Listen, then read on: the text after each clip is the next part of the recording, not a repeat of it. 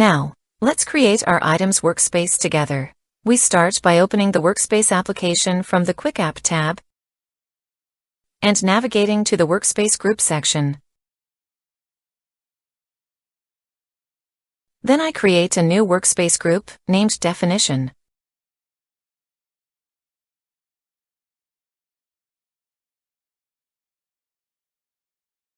And then, under the Workspace section, I create a new workspace called Items within the Definition workspace group. As you can see, we currently only have the product plan. Once we reconnect,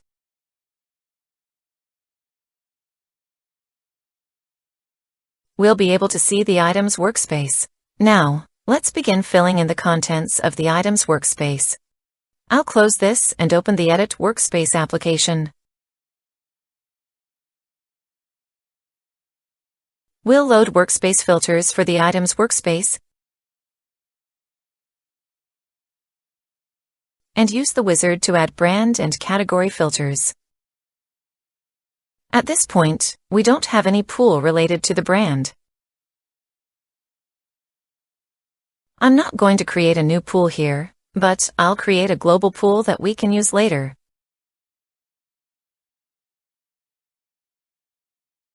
By opening Globals from the QuickApp tab,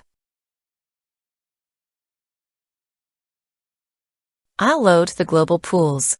Global pools can be used not only in a single application, but also across different applications within the relevant namespace. The reason we prefer global pools is to enable faster development and to ensure that any changes made to a pool affect all areas where that pool is used. Using the wizard, I'll name the pool brand and add a prefix like an asterisk. You may prefer not to use a prefix if you want, but adding something like an asterisk, underscore, or global helps distinguish global pools from others. For the connection, I'll select Blue Earth, and from the definition schema, connect to the brand table. When we click Load, the data appears. The scope of this pool will be global, the pool type will be read, and the refresh time will remain on load.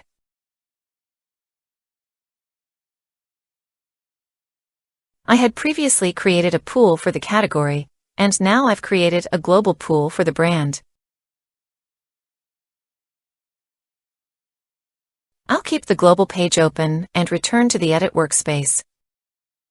When I reload the workspace filters, I'll be able to see the new global pools that I've created. I'll go back to the wizard, select the global brand pool, and use it as the source for the workspace filter. I'll map brand ID to the DB field name and brand name to the display field name, and I'll rename the filter to just brand by removing the ID part. Our other filter will be category. I'll select the global category pool, map category ID to DB field name, and category name to display field name, and name it category.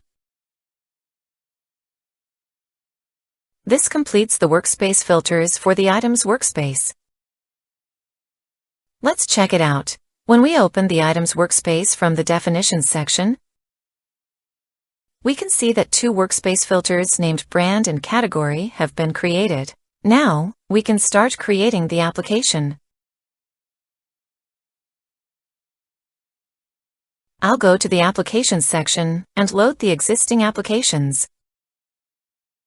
There are none yet. We'll create a new application and name it Items.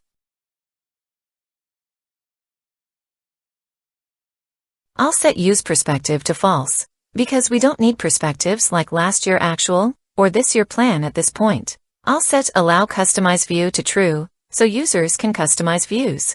I'll set Allow New Row to True, so when we show the final screen, the top row for adding a new row will be active. I'll keep Refresh on Page Change as True and set Auto Save to True, so that changes are saved automatically. In the next video, we'll continue filling in the content of the Items application.